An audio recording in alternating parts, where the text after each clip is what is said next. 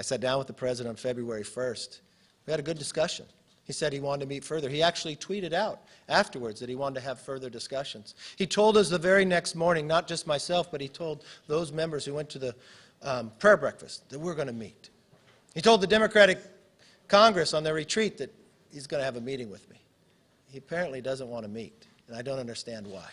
We're very reasonable, responsible. What we do know, especially after the Congressional Budget Office came out, that America, taxpayers will have to pay $10.5 trillion in interest in the next 10 years, even though for the last 80 years we've only paid $9 trillion. We do know for the first time in American history, based upon the Democrats' rise in spending more than $6 trillion more dollars, $6 trillion more.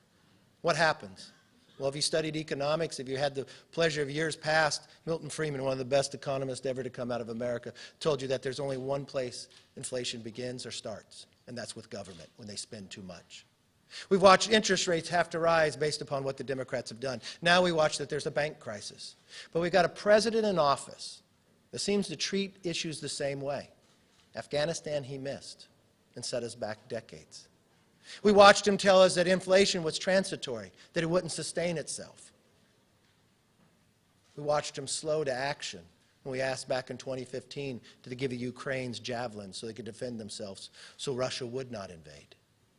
Now we're watching him do the exact same thing, but it's more dangerous because he's dealing with the American economy. I don't understand why he thinks the debt ceiling just gets raised. We're sitting here believing that if we curve our spending, what will happen? Lower inflation. If he signs H.R. 1, it will lower inflation, bring more American jobs, the global environment will be stronger, and you know what? He no longer will have to get in a plane and go to Saudi Arabia and be embarrassed for begging for more oil. We can make American oil with American workers. So I'm sorry. He needs to change his behavior. Go back to the person he said he was, that you need to sit down. Our government is designed to have compromise. We don't have a predeceived idea of where it has to go. But I think there's three things that we should look at. We should be able to lower, save, and grow.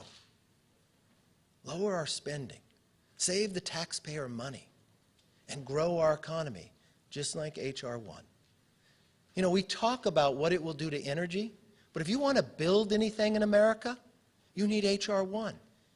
You want to build a road, you want to build a bridge, you want to have a permitting process to put solar or wind, on average 5 to 7 years. And you wonder why China continues to jump ahead. Well, we say no more of that. Sign H.R. 1 and we'll make America stronger. But more important, Mr. President, I'm ready at any time, at any moment. I'll come tonight. It doesn't make it difficult to sit down and negotiate and find common ground to make America a little stronger and make sure we stop overspending.